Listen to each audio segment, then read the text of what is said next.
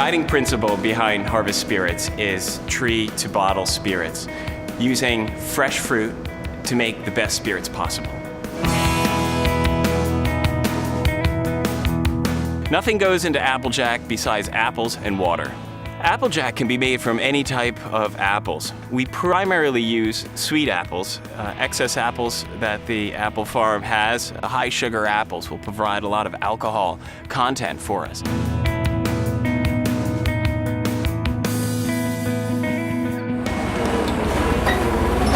When the apples are pressed, they first come in bulk through a chute and dumped into water.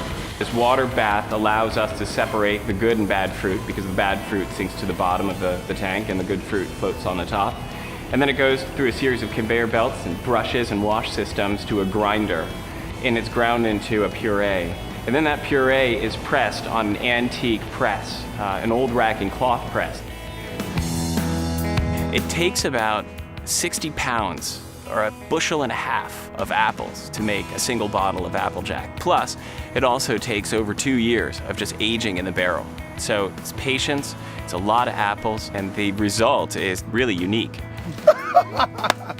Our workers come here from Jamaica, and they're skilled apple pickers who know exactly how to pick a piece of fruit without bruising it and knocking other fruit off. Some of these guys I've known since I was a little boy, and as long as I can remember, come back to the farm every year. Oh, I think a lot about the distillery. You know, it make a lot of difference to the farm, the distillery. They have to take care of all the apples, nothing go to waste. It's very good for the farm. It's a wonderful thing that we are doing some sustainable farming and production from that farming. A distillery is where alcohol is separated from a fermented liquid. Some distilleries do the fermentation and distillation. Some distilleries just do the distillation.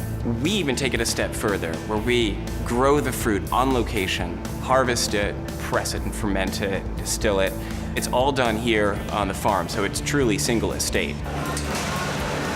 We started by purchasing a Christian Carl still, the oldest manufacturer of distilling equipment in the world. As we spent more money on capital and got new hoses and new pumps and new tanks and improved our internal processes, we actually became better distillers, making things more efficient, making the final product actually taste better, because distilling is part science and part art. And we're constantly looking for internal self-improvement. Cornelius Applejack is named after the man who presses our cider. Cornelius Murray is a Jamaican farm worker who's been here at our farm for about 35, 36 years. I wanted to honor him and his work ethic and his contribution to the farm. The motivation behind starting Harvest Spirits was to help us preserve our farming heritage by adding a value to the fruit that we didn't see before.